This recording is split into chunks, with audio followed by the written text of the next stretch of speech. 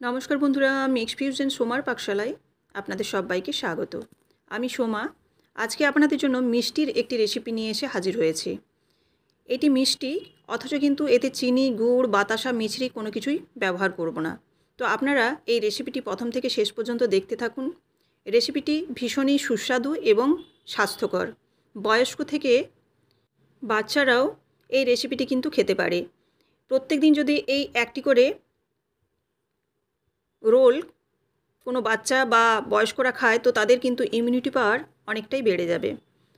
তো চলুন আজকে ড্রাই ফ্রুট রেসিপি বানার জন্য কি লাগছে। যারা সুগার পেশেন্ট তারাও কিন্তু এই রেসিপিটি অনায়াসে খেতে পারেন, কারণ এখানে আমি প্রথমেই বলেছি চিনি, গুড় কোনো কিছুই লাগছে না। দেখুন, প্রথমে আমি আমন্ড নিয়ে নিচ্ছি কিছু। আমন্ডটাকে খুব ছোট ছোট করে টুকরো করে নিলাম। এখানে যতটা সম্ভব ছোট ছোট করে টুকরো করে নেবেন। আমন্ডটাকে টুকরো করে নেওয়ার পর এবার এখানে নিয়ে নিচ্ছি কয়েকটা কাঠবাদাম। কাঠবাদামও এখানে 15 থেকে আমি 20 পিসের মতো নিয়েছি। দিয়ে এগুলোকেও যতটা সম্ভব ছোট করে কেটে নিচ্ছি। কেটে নেওয়ার পর এবার এখানে কাজুটাও কেটে নেব। কাজুটাকেও ওই সেম প্রসেসেই ছোট ছোট টুকরো করে কেটে নিচ্ছি। এখানে এই 3 রকমের বাদাম আমি ব্যবহার করব। এবার আমি এখানে নিয়ে নিয়েছি বেশ কিছু খেজুর। খেজুরের পরিমাণটা একটু বেশি লাগবে। এখানে 250 গ্রামের মতো খেজুর আছে। খেজুরের বীজগুলো আমি ছাড়িয়ে নিচ্ছি, আর মুখের মধ্যে যে একটা বোটার মতো অংশ থাকে সেটাকেও ফেলে দিচ্ছি। এবার এই খেজুরগুলোকে একটা মিক্সি জারের মধ্যে দিয়ে দেব। দিয়ে খুব ভালোভাবে মিহি করে পেস্ট করে নেব। এই খেজুরগুলোকে মিহি করে একটু পেস্ট করে নিতে হবে, যাতে কোনো দানাভাব না থাকে। দেখুন, আমি এখানে একেবারে মিহি করে পেস্ট বানিয়ে নিলাম। এবার এদিকে একটা ফ্রাইং প্যান বসিয়ে দিয়েছি। এর মধ্যে প্রথমে পোস্ত 2 চামচ বড় চামচের, আর যে পেস্তা বাদামটা কুচিয়ে রেখেছিলাম সেই পেস্তা বাদামটা, এটাকে কিন্তু ড্রাই রোস্ট করব। শুকনো খোলাতে ড্রাই রোস্ট করে নিচ্ছি। একটু সময় ধরে খুব কম আঁচে অর্থাৎ লো ফ্লেমে খুব ধীরে ধীরে কিন্তু এটাকে ড্রাই রোস্ট করে নিতে হবে। দেখতে হবে যেন পুড়ে না যায়। হালকা একটু গন্ধ বেরোলেই এবং পোস্তটা মুচমুচে হয়ে গেলেই নামিয়ে নিলাম। এবার ওই ফ্রাইং প্যানের মধ্যে দিয়ে দিচ্ছি 1 চামচের মতো ঘি। এখানে চাইলে আপনারা হাফ চামচও ব্যবহার করতে পারেন। এবার এর মধ্যে দিয়ে দিচ্ছি 4 মগজ, কাজু আর আমন্ড। এগুলো ছোটো ছোটো টুকরো করে নিয়েছি, আর 4 মগজটা কিন্তু কোনো রকম টুকরো করিনি। আর দিয়ে দিচ্ছি এখানে তিল। তিলটা এখানে আপনারা পরিমাণ মতো দেবেন, হাফ কাপও দিতে পারেন বা তারও কম দিতে পারেন। এবার এই ড্রাই ফ্রুটসগুলোকে এই ঘিয়ের সাথে একটু নাড়াচাড়া করে ভেজে নেব।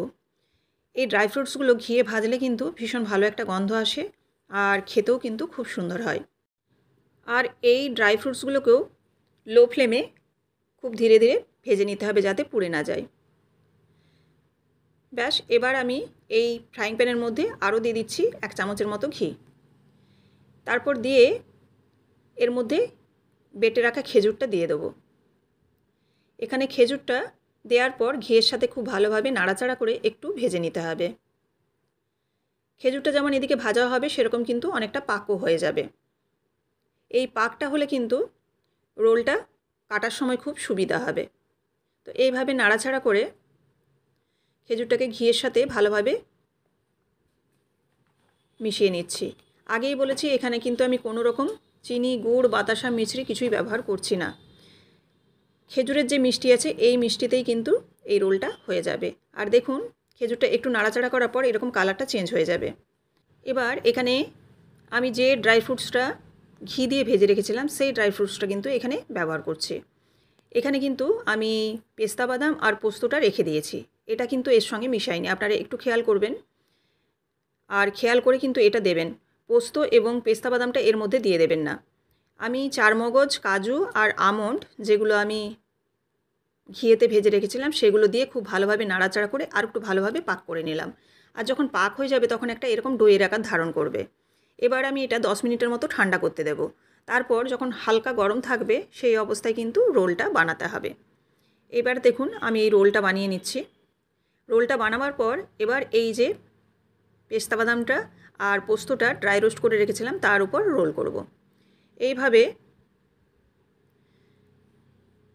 এই বাদাম এবং পোস্তটা গায়ে ভালোভাবে লাগিয়ে নিতে হবে, আর চারদিকটা কিন্তু সমান করে নিতে হবে, যাতে কাটার সময় খুব ভালোভাবে স্মুথ হয় এবং দেখতেও সুন্দর হয়। এইভাবে অনবরত হাত দিয়ে দিয়ে রোল করে করে এই বাদামগুলো যাতে গায়ে লেগে যায় সেরকম কিন্তু রোলটা করে নিতে হবে। এবার আমি একটা বাটার পেপার নিয়েছি, বাটার পেপারের ওপর এটা খুব সাবধানে রেখে দেবো, কারণ এখনও এটা নরম আছে, যেহেতু একটু হালকা গরম আছে। তাছাড়াও এটা ফ্রিজে সেট হলে তবেই কিন্তু এটা কাটতে হবে। ফ্রিজে সেট হলে কিন্তু বেশ ভালো টাইট হয়ে যাবে, আর তখন কিন্তু কাটার জন্য একদম উপযুক্ত, আর হাত দিয়ে তুললেও কিন্তু তখন আর ভাঙবে না।